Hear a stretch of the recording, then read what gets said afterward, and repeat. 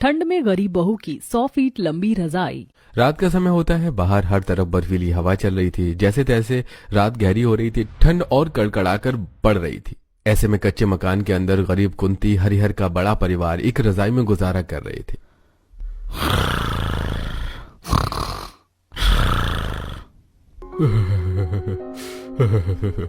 हे भगवान, आज तो दबाकर सर्दी हो रही है। अरे रजाई में भी सारा शरीर से हर रहा है। ठंड से कांपते हुए हरिहर उठकर देखता है कि उसके ऊपर से रजाई हट चुकी है। अरे गजब हाल है, कसम से पता नहीं है लोग किस तरह से रजाई ओढ़ते हैं। हर बार मुझको उघाड़ देते हैं। दिन भर कोलू के बैल की तरह भयंकर सर्दी में खटकर आओ और रात में ढंग से सोने को पूरा बिछोना ओढ़ना भी नहीं मिलता है। थरथराते हुए हरिहर अपनी रजाई अपनी तरफ खींचकर सो जाता है, जिससे अब टूटी खिड़की से अंदर आ रही ठंडी ठंडी हवा कुंती को लगती है, जिससे वो कुड़कुड़ाने लगती है। हे भगवान, इस बुढ़ऊ का धंधा पानी कितना ज्यादा खराब हो गया। जब देखो रात भर रजाई दबाकर सो जाता है। हाँ हाँ, खींच लो सारी रजाई, मेरे ओढ़ने को छोड़ना मत जरा भी। अरे भाग्यवान, है तो तुम्हारी तरफ भी रजाई। अरे मैंने सारी थोड़ी ली है। हाँ हाँ, जैसे कि रजाई तो तुमने 100 फीट जितनी लंबी चौड़ी भरवा रखी है, तो सब एक रजाई में एक साथ इकट्ठे सब लोग आराम से आ जाएंगे। अरे 5-6 फीट की रजाई है तो सबको ओढ़ने में तो छोटी पड़ेगी ही। अरे भाग्यवान, मैं तुम्हारे आगे हाथ जोड़ता हूँ, मुझे सो लेने दो। जब देखो खाली कलेश करती रहती हो। अरे और लो रजाई भी, तुम भी रख लो, मुझको नहीं ओढ़ना, इसी तरह सो जाऊंगा मैं। हरिहर हाथ पैर सिकोड़कर बिना रजाई के सो जाता है। तभी झगड़े की आवाज से घर के बाकी सदस्य भी बिस्तर में उठकर बैठ जाते हैं। कुंती भाभी, भाई साहब, क्या हो गया? आप दोनों झगड़ा क्यों कर रहे हैं? शोभा, मुझको झगड़ा करने का शौक थोड़ी चढ़ा है। एक तो वैसे ही मेरी नींद कितनी कच्ची है, जरा सी ठंड से नींद टूट जाती है, ऊपर से मुझे रजाई नहीं मिलती। दादाजी, आप दोनों ने आज फिर से रजाई को लेकर लड़ाई कर ली। सो जाइए, हमको कल सुबह स्कूल भी जाना है। दरअसल कुंती देवी का बड़ा परिवार, जिसमें 3 बेटे बहू, उनके बच्चे शोभा, कुंती, हरिहर और सुरेंद्र को मिलाकर कुल 13 लोग थे। ऐसे में जब रजाई एक और ओढ़ने वाले अनेक हों तो दिक्कत होगी। मजबूरी में सभी एक ही रजाई में गुजारा करने को मजबूर थे। ले मेरा मुन्ना, चुप हो जा। नीलम, शायद से मुन्ना ठंड से रो रहा है, उसे चादर में अच्छे से ढक लो, अभी गोद का बच्चा है, वरना सर्दी लग जाएगी। शोभा खिड़की से बाहर के मौसम का हाल देखती है, जहां घनघोर ओस पड़ रही थी। ओहो, आज तो बड़ी ठंड है। ऐसे मौसम में बच्चे को सहेज कर रखना सबसे मुश्किल भरा है। अभी तो चढ़ते ठंड में सर्दी से इतना बुरा हाल है। अब की बार दिसंबर जनवरी में कड़कड़ा कर ठंड पड़े, उससे पहले घर के लिए एक और रजाई खरीद के ले आओ। कैसे भी इतने बड़े परिवार का एक रजाई में सोना नहीं होगा। माँ, इस वक्त सर्दी के मौसम के चलते काम बहुत ही मंदा चल रहा है। हम तीनों भाई घर का खर्चा भी बड़ी मुश्किल से चला रहे हैं। पिछले 1 हफ्ते से फैक्ट्री में ज्यादा काम भी नहीं निकल रहा है, इसलिए सेठ ने हमारी तनख्वाह भी रोक रखी है। थोड़े दिन और रुक जाइए, जैसे ही हमारे पास थोड़ी ज्यादा पैसे आएंगे तो हम रजाई खरीद कर ले आएंगे। फिलहाल के लिए अब रजाई पर चर्चा खत्म करके आप लोग सब सो जाइए। इस तरह रात काली करने का कोई फायदा नहीं है, सवेरे काम पर भी जाना है। मगर मनोहर भैया, इस एक रजाई में सब लोग नहीं आ पा रहे हैं। कावेरी भाभी, मुझे एक चादर बिछाने के लिए दे दीजिए, मैं साइड में बिस्तर लगाकर सो जाऊंगी, इससे बाकी लोगों को रजाई मिल जाएगी। नुपुर, तुम नीचे मत सो, क्योंकि तुम्हें सर्दी बहुत ही जल्दी लग जाती है। तुम्हारी जगह में मैं और सरिता जेठानी जी बिस्तर लगाकर सो जाएंगे। मगर कावेरी बहू, घर में ओढ़ना तो एक ही है, बगैर ओढ़ने के कैसे सो पाओगी? ठंड लग गई तो लेने के देने पड़ेगी। माँ जी, आप चिंता मत कीजिए, हम कोई ना कोई जुगाड़ कर लेंगे। कावेरी बिस्तर देखने लगती है, जहां कोने में एक फटी सी चटाई सहेज कर रखी हुई थी, जिसे उठाकर वो जमीन पर बिछा देती है।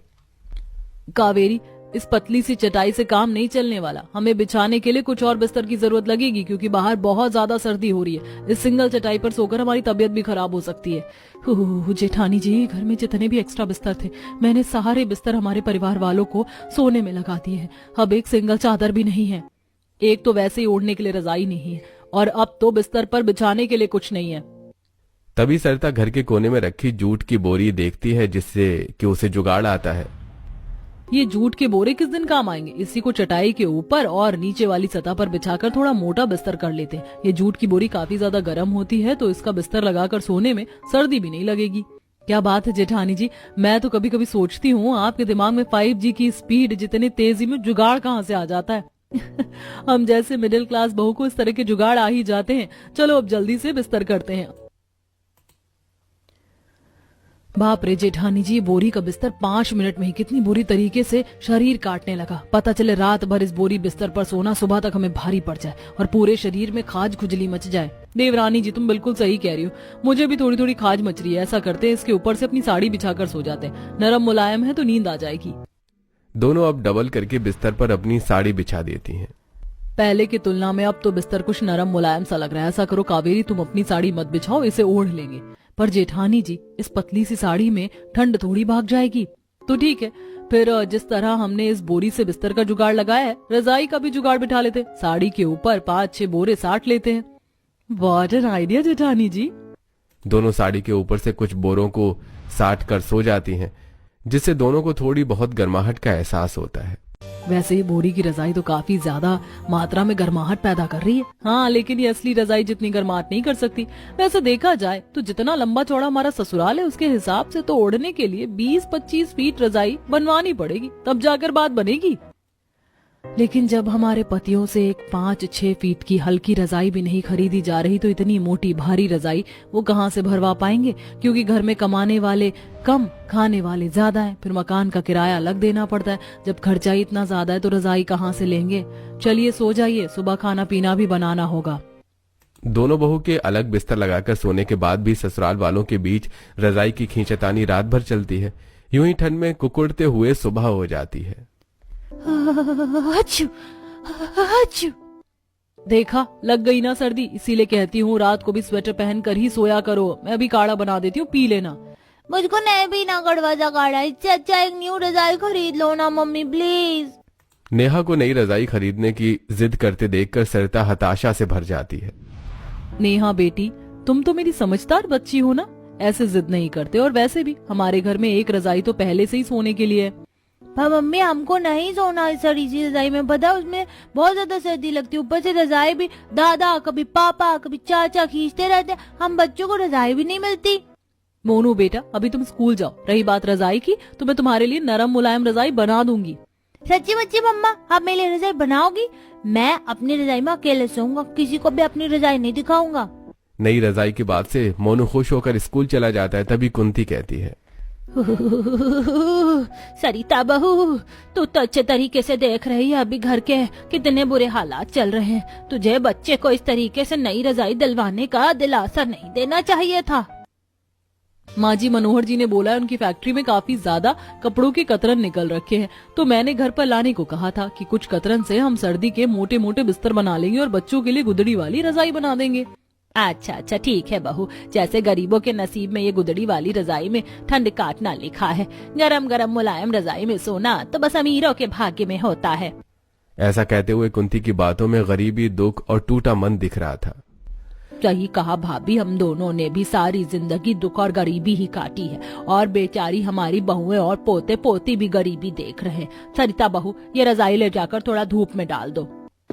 सरिता रजाई उठाकर आंगन में लाकर सूखने डाल देती है। तभी रजाई जगह जगह से फटी होने के चलते काफी सारी रुई आंगन में फैल जाती है। बगल में ही नीलम अपने बच्चे को धूप में लिटाकर तेल लगा रही होती है। जेठानी जी, फिर से रजाई कहीं से फट गई है, रुई बाहर निकल रही है। तभी कावेरी रजाई के फटे हिस्से को देखकर गरीबी से कुड़कुड़ करने लगती है। इस बार तो रजाई जरूरत से ज्यादा ही फट गई है। अरे अब तो इस रजाई के चिथड़े हो गए हैं, पता नहीं कब तक इस चादर जितनी पतली रजाई को चलाना पड़ेगा। कावेरी अभी ऐसा कह रही होती है कि तभी सामने के घर में रहने वाली अमीर परिधि अपनी बालकनी में आकर रजाई फैलाने लगती है। रजाई देखने में बहुत ही मखमली, महंगी और नई लग रही थी। लगता है हमारी पड़ोसन ने नई रजाई भरवाई है। डिजाइन भी देखने में कितना सुंदर लग रहा है और रजाई का अर्ज भी कितना लंबा चौड़ा है, कम से कम 10-15 फीट की है।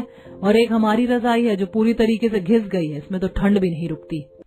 दोनों अभी पड़ोसन के रजाई को देखकर बातें कर रही होती हैं कि तभी परिधि बड़बड़ाने लगती है। तुम दोनों को सुबह सुबह कोई काम धंधा नहीं है क्या, जो आंखें जमाकर नॉनस्टॉप मेरी नई नई रजाई को घूरे जा रही हो? परिधि बहन, हम तो केवल ऐसे ही बस देख रहे थे। आपकी रजाई का कलर काफी फैंसी और रजाई की लेंथ भी काफी ज्यादा है।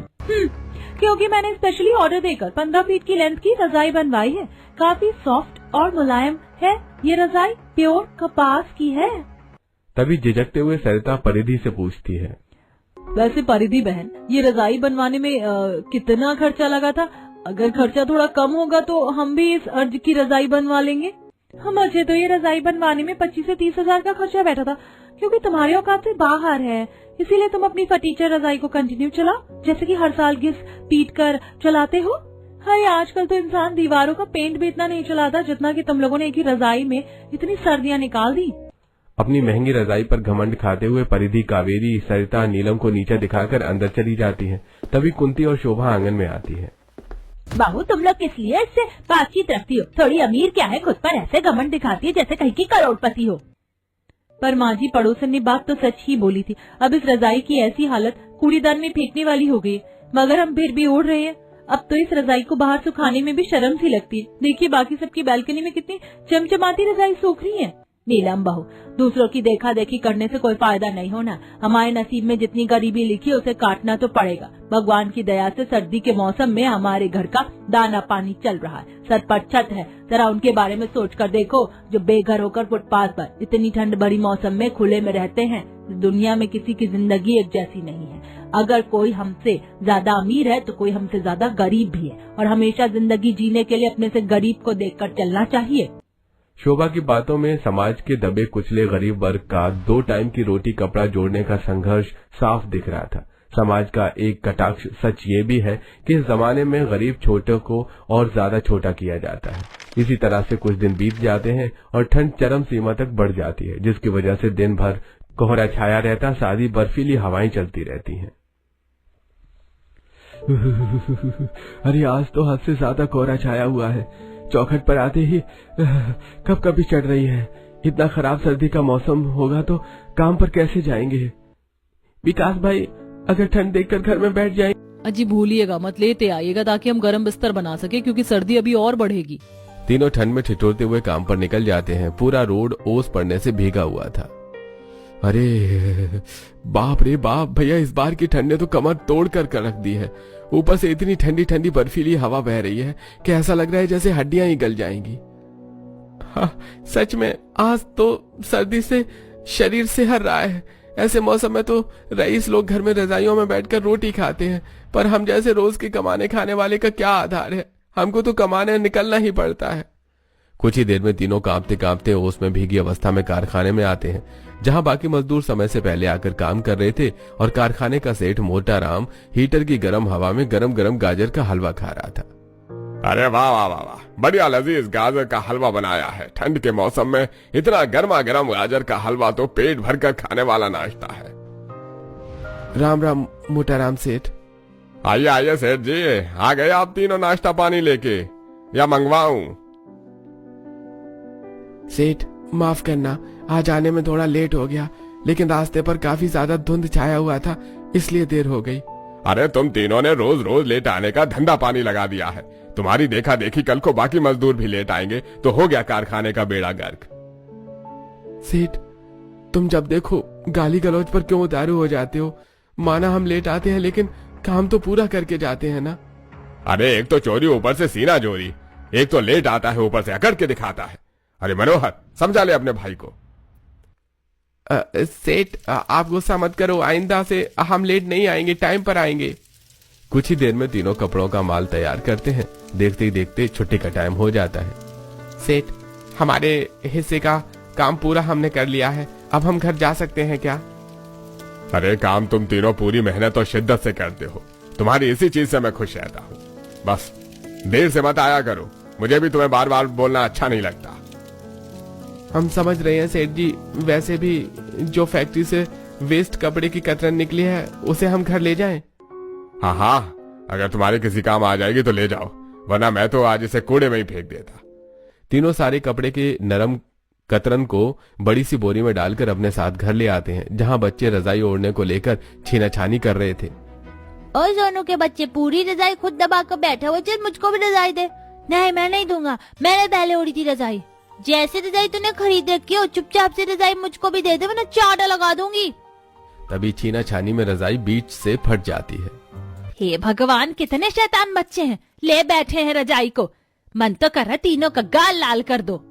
कुंती को गुस्से में देखकर तीनों बच्चे डर के मारे रजाई छोड़ देते हैं। दादी, सोनू के बच्चे ने रजाई को फाड़ा तब से छीन रहा था। कितने झूठी और दम खुशबू दी। तो घर का खर्चा कैसे चलेगा? थोड़ी दूर ही जाना है, चल लेते हैं। भैया कम से कम स्वेटर तो पहन कर जाइए आप तीनों। बहन, स्वेटर भी तो पहनने लायक नहीं बचा, इतने सारे छेद हो गए हैं कि ठंडी हवा लगती है। बेटा मैं तो कहती हूँ थोड़ा कोहरा कट जाने दो, तब आराम से जाना। अगर ठंड लग गई तो मुसीबत हो जाएगी। बेटा तेरी माँ सही कह रही है, थोड़ी देर रजाई में आकर बैठ जाओ, तब तक के लिए मौसम खुल जाएगा।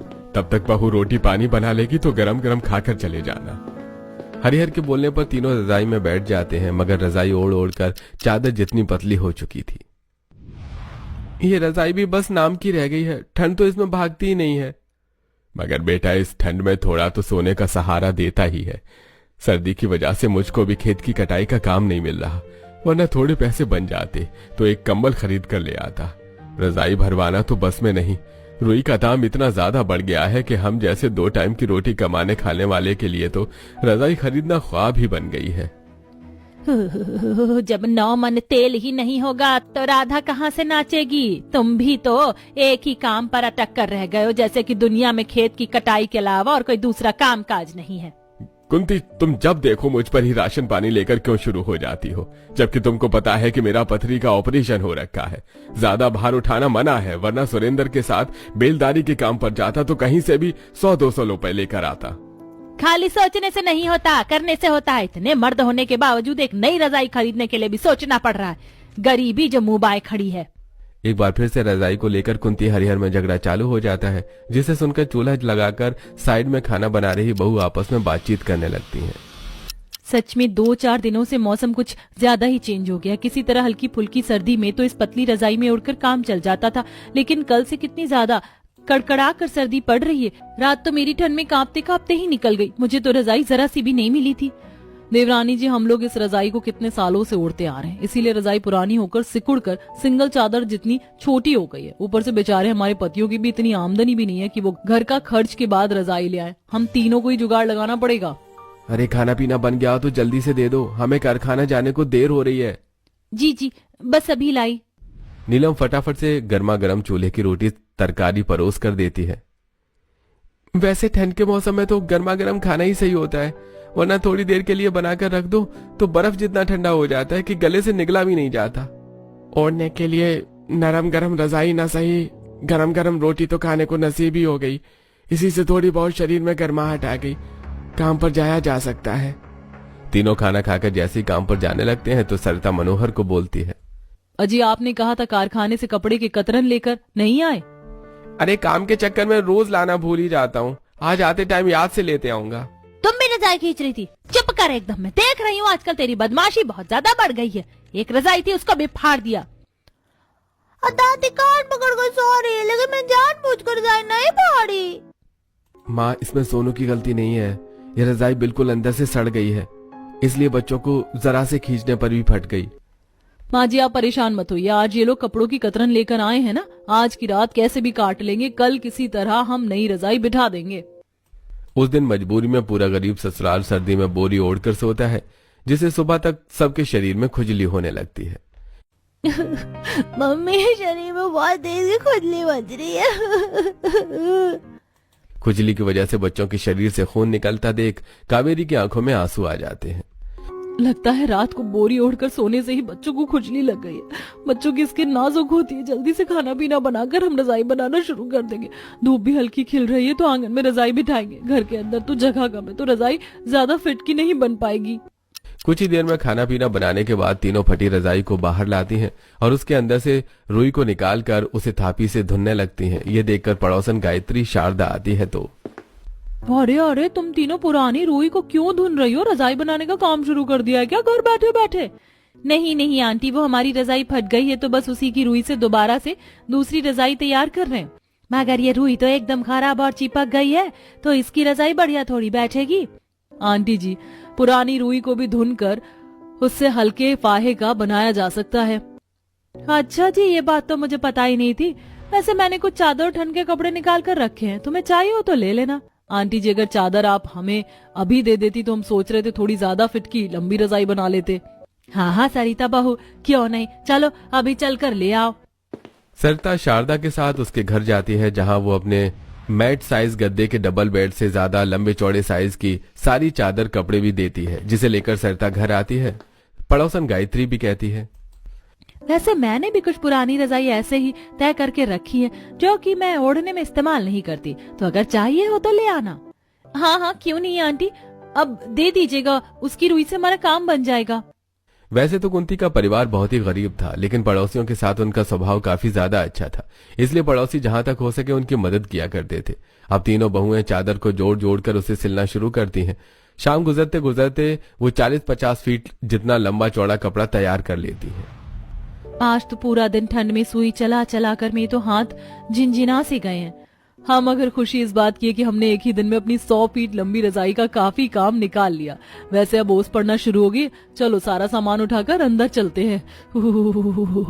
शाम की धूप जाते ही ठंडी ठंडी हवा सनसनाती देखकर तीनों गरीब बहू अपनी रजाई का काम वहीं खत्म करके अब घर के अंदर आती हैं और पूरा परिवार रात में खाना खाता है।